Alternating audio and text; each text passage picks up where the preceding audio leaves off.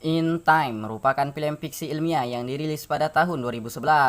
Film ini disutradarai oleh Andrew Niccol serta dibintangi oleh Justin Timberlake sebagai Will Salas, Amanda Seyfried sebagai Sylvia Weiss, Matt Bomer sebagai Henry Hamilton, dan Cillian Murphy sebagai Leon Raymond. Film ini menceritakan tentang perlawanan Will terhadap sistem waktu yang tidak adil. Dengan konsep unik, waktu adalah uang, yang di film ini diterapkan secara nyata, di mana sistem uang telah digantikan dengan waktu itu sendiri. Penasaran dengan ceritanya? Mari kita lanjut. Semuanya berawal dari terobosan ilmiah, yang mana manusia berhasil menghentikan penuaan pada usia 25 tahun. Di dunia ini, semua orang akan tampak muda, bahkan jika mereka berusia lebih dari 100 tahun. Kisah akan berpusat pada seorang pria berusia 28 tahun yang bernama Will Salas. Will tinggal di kota Dayton yang termasuk salah satu kota termiskin. Di sana ia tinggal bersama ibunya yang terlihat seumuran dengannya. Meskipun ibunya baru saja berulang tahun yang ke-50. Ibu Will tersebut bernama Rachel. Will bekerja keras setiap hari untuk mendapatkan upah waktu tambahan agar dia dan ibunya bisa bertahan hidup. Karena di wilayah mereka, orang-orang hanya memiliki waktu hidup beberapa jam atau hari saja. Berlatar di masa depan, tepatnya pada tahun 2169, sistem uang sudah digantikan dengan waktu. Waktu merupakan mata uang yang disimpan dan ditampilkan di lengan kiri. Waktu dapat diperoleh, dibelanjakan atau ditransfer ke orang lain. Dan ketika penghitung waktu mencapai nol, hidup orang tersebut akan berakhir seketika. Scene kemudian menampilkan Will yang baru saja tiba di tempat kerjanya. Diperlihatkan dua pria sedang beradu panco. Mereka berjudi dengan menggunakan waktu, menekan tangan kanan mereka satu sama lain. Di dunia ini, mengambil atau memberi waktu dari seseorang bisa dilakukan dengan cara seperti kita sedang bersalaman. Kebenaran yang pahit adalah bahwa tidak peduli kalian sehat, sakit, lapar ataupun kenyang, semua itu tidaklah penting. Jika waktu kalian habis, kalian mati. Inilah In Time. Setelah selesai bekerja, Will pergi ke bar untuk bertemu sahabatnya yang bernama Borel. Will disuruh istri Borel mencari dan membawa pria pemabuk itu pulang. Borel kemudian memberitahu Will bahwa ada seorang pria kaya sedang duduk santai dikelilingi para wanita di depan mereka. Pria itu bernama Henry. Di lengannya terdapat sejumlah besar waktu. Ia mempunyai waktu sekitar 1 abad. Pria tersebut tak seharusnya berada di wilayah ini. Ia seharusnya berada di lingkungan elit yang mempunyai waktu sama seperti dirinya. Diperlihatkan seorang pria asing terus mengamati Henry. Tak lama kemudian, sebuah geng yang dipimpin oleh pria bernama Portis tiba. Mereka berencana mencuri semua waktu yang dimiliki Henry. Sebelum keadaan semakin memburuk, Will turun tangan dan membantu Henry melarikan diri. Ready to go.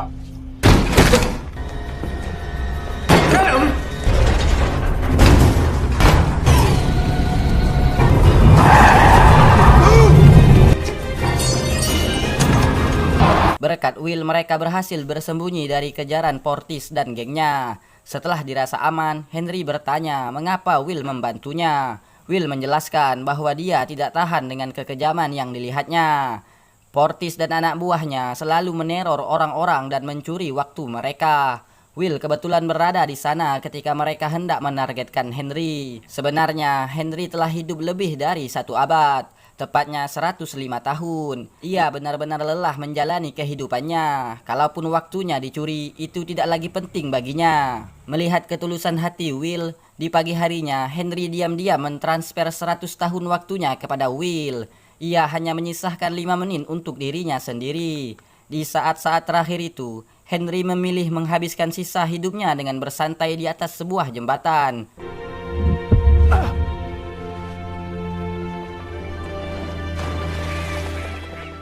Ketika waktunya habis, ia pun tewas, tubuhnya jatuh ke bawah jembatan. Sebelum pulang, Will menemui Borel di rumahnya. Will menceritakan kejadian yang dialaminya semalam dan memperlihatkan waktunya kepada Borel.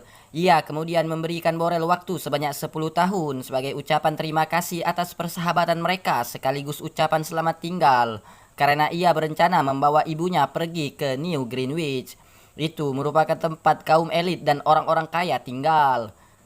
Sementara Will menikmati kekayaan barunya, ia tidak menyadari bahwa ibunya hanya memiliki waktu kurang dari 2 jam. setelah membayar hutangnya sebanyak 2 hari. Russell berencana pulang menaiki bus. Ia tidak tahu bahwa hari itu tarif bus telah dinaikkan menjadi 2 jam, yang mana sebelumnya hanya 1 jam saja. Karena tidak punya cukup waktu, Russell terpaksa harus berlari pulang dengan waktunya yang tinggal hitungan menit itu. Scene kemudian menampilkan Will yang sedang menunggu ibunya di terminal. Melihat ibunya tidak menaiki bus tersebut, Will pun cemas, dirasa ada yang tidak beres. Ia berlari kencang berharap bisa menemui ibunya. Setelah berpapasan dengan ibunya, sangat disayangkan. Will terlambat beberapa detik.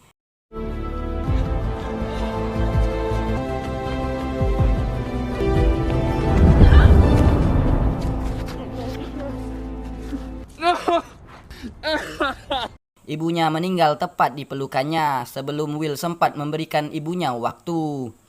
Sementara itu, seorang mantan mafia terkenal bernama Raymond telah taubat dan menjadi penegak hukum yang dikenal sebagai timekeeper.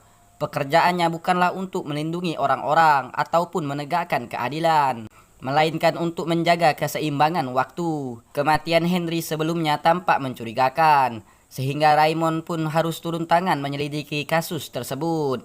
Kembali ke Will yang kini didorong oleh rasa amarah dan mempertanyakan keadilan. Ia berencana balas dendam dengan menargetkan kaum elit kaya raya yang mengendalikan waktu tanpa batas. Sementara kaum miskin harus bertahan hidup mati-matian untuk bisa tetap hidup. Kaum elit tersebut tinggal di New Greenwich, sebuah kota mewah yang hanya diperuntukkan bagi orang-orang yang mampu membeli keabadian. Will melewati beberapa pos pemeriksaan dengan membayar biaya selama 1 tahun hanya untuk masuk. Setelah sampai di New Greenwich, instingnya langsung bekerja. Ia bergerak cepat seperti seseorang yang terbiasa menghemat setiap detiknya. Namun di sini, orang-orang berjalan perlahan dan tenang karena waktu adalah sesuatu yang tak akan pernah mereka habiskan. Will memaksa dirinya untuk memperlambat langkah, mencoba berbaur agar tidak ada yang menyadari bahwa ia bukan berasal dari tempat tersebut. Sementara itu, Raymond meninjau rekaman CCTV sebelum Henry meninggal. Dan tak lama kemudian Will ditetapkan sebagai tersangka utama. Masih fokus pada balas dendamnya, Will memasuki sebuah kasino guna melipat gandakan waktunya. Ia memilih bermain poker dengan taruhan tinggi. Will bermain dengan sangat berani. Ia mempertaruhkan semua waktunya, menyisahkan beberapa detik sebelum ia tewas. Bet you 50 years.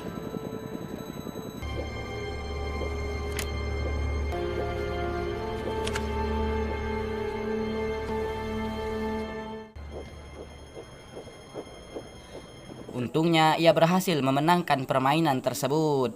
Permainannya menarik perhatian seorang pria berpengaruh yang bernama Philippe Wise. Tetapi ada hal lain yang juga menarik perhatian Will, yaitu putri Philip yang bernama Sylvia.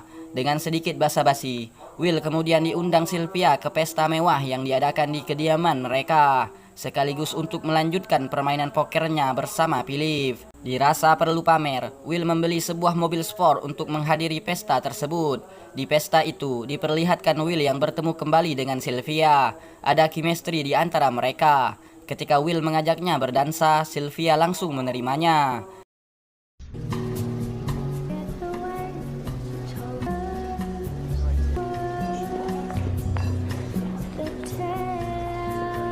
Setelah puas berdansa, Will kemudian mengajak Sylvia ke belakang rumahnya yang terdapat sebuah pantai. Will mengajak Sylvia berenang sebentar di sana. Di sini, hubungan di antara mereka semakin terasa kuat. Ketika mereka kembali ke dalam rumah, Philip mengajak Will melanjutkan permainan poker. Sebelum sempat bermain, masalah pun datang. Raymond dan timnya menyerbu pesta tersebut dan langsung menangkap Will. Mereka tidak peduli apakah Will bersalah atau tidak. Tugas mereka adalah menjaga sistem waktu agar tetap stabil. Mereka menyita seluruh waktu di lengan Will, menyisakan waktu 2 jam saja baginya. Saat kesempatan muncul, Will mencoba melarikan diri. Ia juga membawa Sylvia bersamanya sebagai sandera. Ourselves.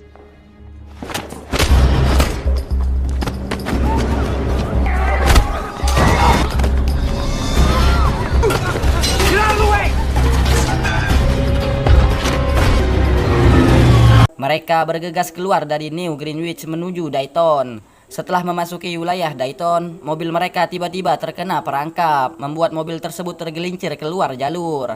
Dalam keadaan tidak sadarkan diri, mereka dihampiri Portis beserta gengnya. Ternyata kelompok ini yang membuat perangkap tersebut. Mereka mencuri sebagian besar waktu Sylvia, yang tentu saja jumlahnya sangatlah besar. Sebelum dapat mengambil semuanya, suara sirine yang lewat memaksa mereka mundur. Ketika mereka sadar, Sylvia menyadari bahwa ia hanya memiliki sisa waktu 30 menit. Karena tidak ada pilihan lain, mereka bergegas ke rumah Borel, berharap mendapatkan bantuan darinya. Namun, bukannya mendapatkan bantuan, ternyata teman Will tersebut telah meninggal. 10 tahun yang Will beri sebelumnya malah disia-siakan Borel dengan minum-minum hingga overdosis, menyisahkan 9 tahun di lengannya yang sudah tidak bisa digunakan lagi. Dengan waktu kurang dari 1 menit, Will bergegas mencari solusi. Melihat anting berlian milik Sylvia, mereka pun berniat menggadaikannya. Tukang gadai hanya memberikan mereka waktu 2 hari, memaksa mereka menerimanya atau kehabisan waktu. Setelah memiliki cukup waktu, Will kemudian menghubungi ayah Sylvia dan menuntut 1000 tahun sebagai imbalan atas keselamatan putrinya. Namun ayahnya Sylvia lebih mementingkan keabadiannya sendiri daripada nyawa putrinya tersebut. Keesokan paginya, alih-alih bernegosiasi, Phillips mengirim Raymond untuk menangkap Will. Ketika Raymond hendak mendekati Will, Sylvia turun tangan. Ia refleks menembak Raymond untuk menyelamatkan nyawa Will. Akhirnya mereka berdua melarikan diri sekali lagi. Sejak kejadian itu, Will dan Sylvia menjadi buronan yang paling dicari dalam sistem.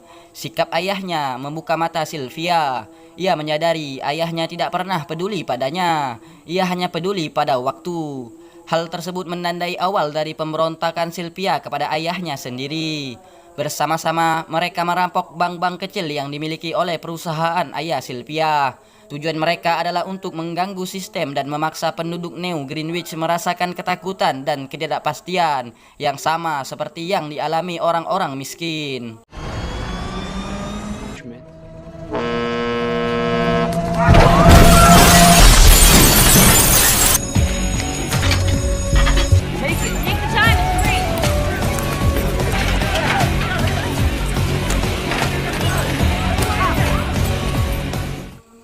Tindakan-tindakan tersebut tentu saja membuat kekacauan terjadi di seluruh kota. Sin kemudian menunjukkan Will dan Sylvia yang menginap di sebuah motel. Mereka menyewa semua kamar di sana. Sayangnya ada seseorang yang melihat kejadian tersebut. Malam itu juga, Portis menangkap beberapa orang dan menginterogasi mereka. Ia bertanya siapa yang telah membagikan waktu secara gratis sebelumnya. Akhirnya karena takut dibunuh, salah satu dari mereka membocorkannya. Portis kemudian mengetahui di mana Will dan Sylvia menginap. Ia langsung menuju ke sana. Ketika Will dan Sylvia sedang bersantai, Portis tiba-tiba menerobos masuk ke kamar mereka. Sebelum menghabisi mereka, ia menantang Will untuk adu panco sampai mati. Karena mengetahui trik panco dari ayahnya, Will mempraktekannya hingga ia hampir menang. Ketika waktu di lengan Portis tersisa sedikit, Will mengambil pistol yang ia sembunyikan dan langsung menembak semua anak buah Portis.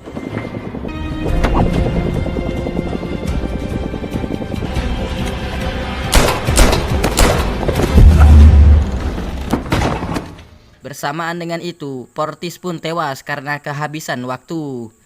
Setelah berhasil selamat dari situasi sebelumnya, Sylvia membuat sebuah rencana yang sangat nekat dan berbahaya. Ia bersama Will kembali ke markas ayahnya. Sylvia mengecoh ayahnya dengan berpura-pura menyerahkan diri, sementara Will menyamar sebagai penjaga ayahnya. Mereka berhasil memaksa Philip untuk membuka berangkas pribadinya. Di sana mereka menemukan sesuatu yang sangat mengejutkan. Ternyata Philip mempunyai 1 juta tahun yang ia simpan di berangkas tersebut, yang mana waktu tersebut cukup untuk menyelamatkan ribuan nyawa. Cukup untuk mencegah kematian Russell, serta cukup untuk mengakhiri semua penderitaan di seluruh wilayah miskin. Philip bersikeras mengatakan bahwa waktu tidak dapat dibagi. Apabila 1 juta tahun ini dibagikan kepada masyarakat, masyarakat tersebut akan runtuh. Semua orang akan mengejar keabadian dan kekacauan pun tidak dapat dihindari. Sistem waktu ini menurutnya ada untuk mencegah umat manusia menghancurkan diri mereka sendiri. Sistem tersebut harus terus berjalan meskipun nyawa yang tidak bersalah harus berakhir lebih awal. Mendengar perkataan itu, kemarahan Will mencapai titik puncaknya. Dengan 1 juta tahun waktu yang sekarang berada di tangan mereka, Will dan Sylvia bersiap untuk kembali ke Dayton guna membagi-bagikan waktu tersebut. Tetapi sebelum mereka dapat melakukan hal tersebut, Raymond kembali muncul. Ia menolak menyerah menangkap mereka. Aksi kejar-kejaran mereka pun berakhir ketika mobil yang dikendarai Will ditabrak oleh Raymond.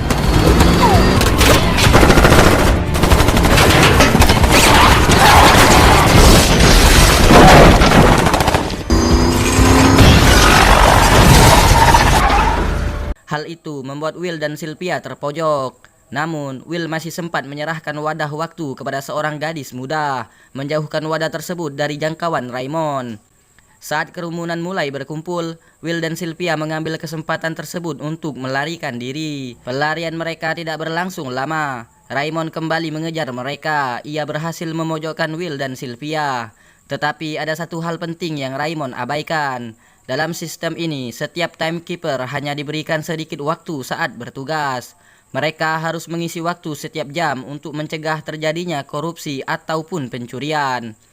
Raymond begitu fokus mengejar Will dan Sylvia sehingga ia lupa mengisi kembali waktunya sendiri. Menyadari waktunya tersisa hanya beberapa detik, Raymond tewas sebelum sempat menarik pelatuknya.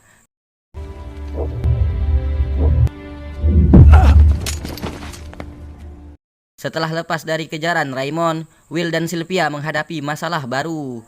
Waktu yang mereka punya juga tersisa sedikit, menyisakan tidak lebih dari 1 menit.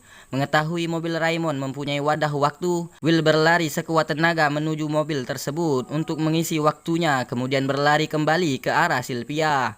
Peristiwa ini mencerminkan momen saat Will berusaha mencoba menyelamatkan nyawa ibunya. Hanya saja kali ini nyawa Sylvia berhasil diselamatkan. Setelah semua yang telah mereka lakukan, sistem waktu akhirnya runtuh. Penghalang antara si kaya dan si miskin pun jatuh. Orang-orang mulai memenuhi Greenwich untuk pertama kalinya. Mereka yang dulunya hidup dengan penuh ketakutan, yang selalu dihantui dengan pertanyaan apakah besok mereka masih bisa hidup, kini tidak perlu lagi memikirkan hal tersebut. Sementara itu, Will dan Sylvia tetap menjadi buronan pemerintah. Namun, mereka tidak lagi hanya melarikan diri. Mereka telah menjadi simbol perubahan. Sekarang mereka mengincar sesuatu yang lebih besar lagi, Bank Dunia, di mana di sana tersimpan waktu yang cukup untuk menjadikan seseorang hidup abadi selamanya.